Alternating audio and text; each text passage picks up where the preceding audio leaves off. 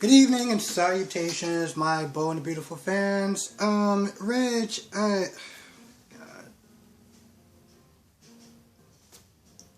I feel like he's an entitled baby at this point. That's literally what he comes across as. An entitled baby. And when he doesn't get his way, when he doesn't get what he wants, he stomps out of there and he pouts and he slams doors like some... I can't with this guy. I really can't. So, everyone's in the living room. You got Liam, you got Hope, you got Reg, you got Brooke. And Brooke is like, yeah, they ain't going nowhere.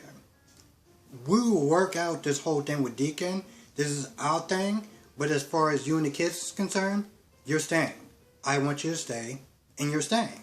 Now, Hope and Liam are just like, yo, let's not get it. He doesn't want, Deacon here. I do. And you know what? It's cool. We can leave. We can do something else. And of course, Reg is like, see, that's a good idea. You should listen to your kids. I mean, it's just best for everyone. And, Deacon's bad and blah, blah, blah, blah, blah. Okay, we get it. We get it. But of course, at the end of it, what Brooke says goes. Because, it's her house and, Reg should probably act like a grown-ass adult instead of a man-child, of which he is clearly displaying. And so, when Brooke says, you're staying, and Hope says thank you, what does Reg do like a responsible grown adult? He stomps and he pouts and he walks out and he slams the door. Because that's what adults do.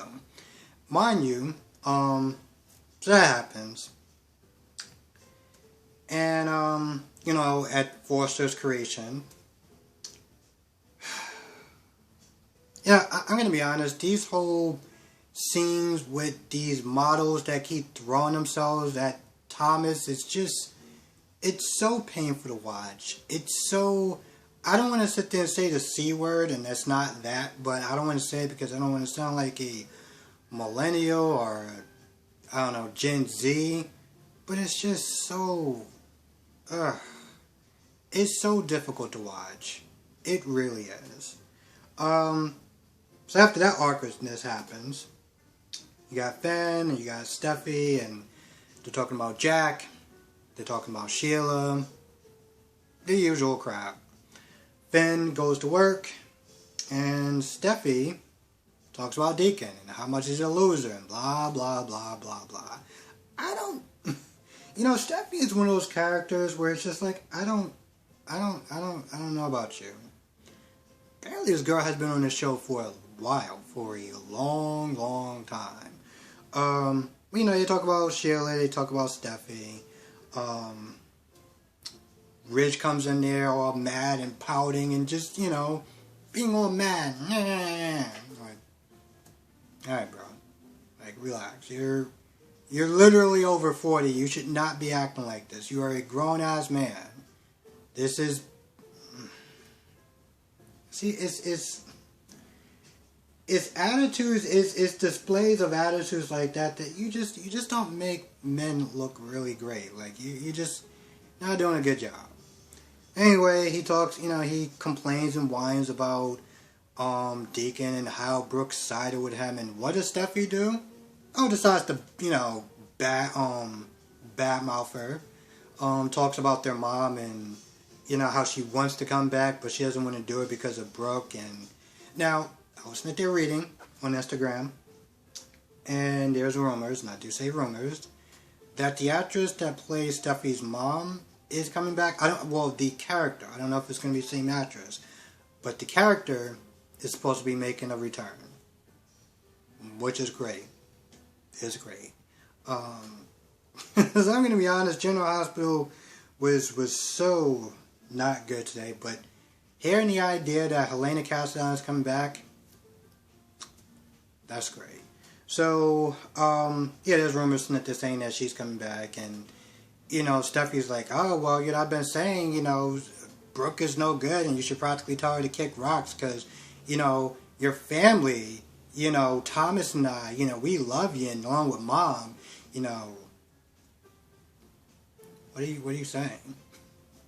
And of course she bashes Hope. It was like, oh, well, you raised her like a father, and this is how she sits there and treats you and thanks you and stuff like that. I'm like, okay, all right. I mean, there's clearly history between Hope and Steffi, so I can't knock her for, going after Hope, because they got a whole history and stuff like that before. Well, I was watching the show, so yeah, they all just sit there and talk about how much Brooke and Hope can practically kick rocks. So that's awesome. That's awesome.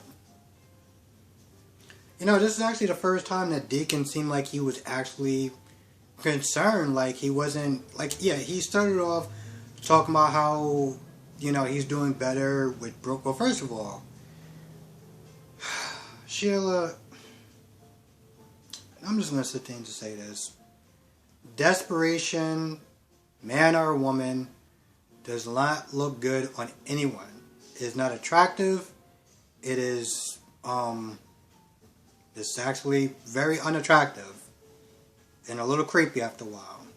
And so seeing Sheila throw herself at Deacon for, I literally lost how many times, like I just lost how many times that she's done that.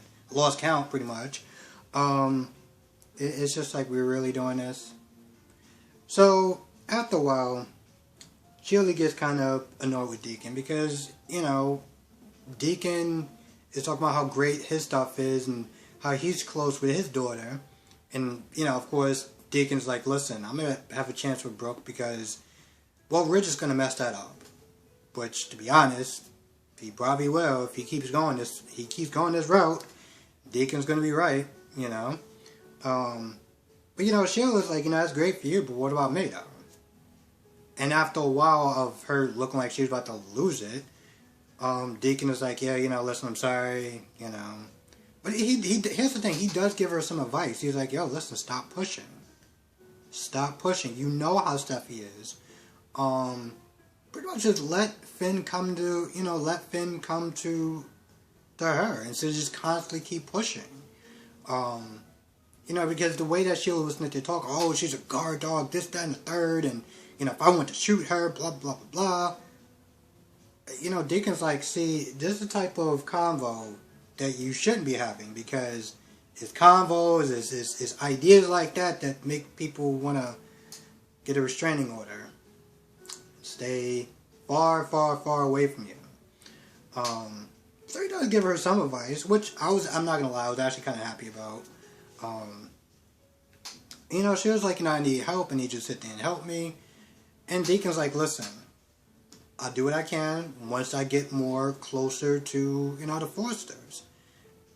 Which is true. Maybe he could actually do something along those lines, but Sheila was just like, oh, once again, you just need to talk about your victory with Hope. I'm like, you're not even, listening to him. So, you're asking him for advice, he's giving it to you, but you're just like,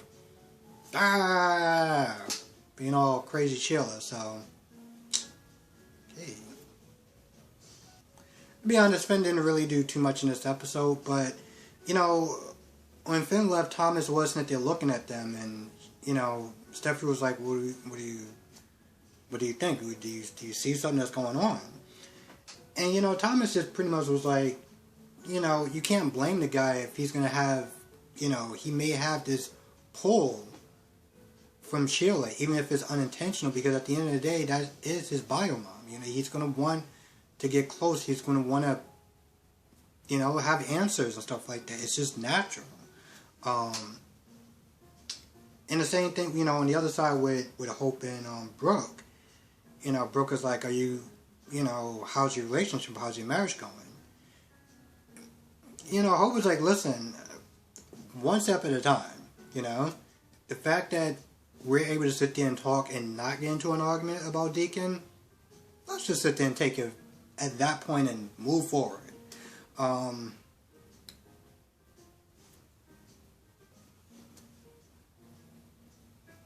think that's pretty much about it.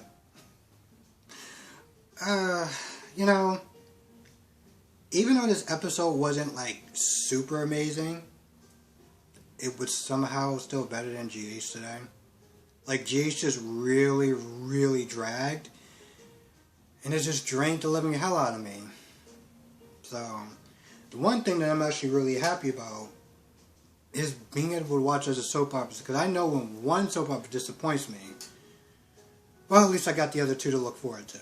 And even if this one was, like, not super amazing, it didn't annoy me like GH. So, I give him props for that. Anyway, with that being said, I'm going to go. Let me know what your thoughts are on this episode. Thank you for watching. Be safe. And I will see you in the next video.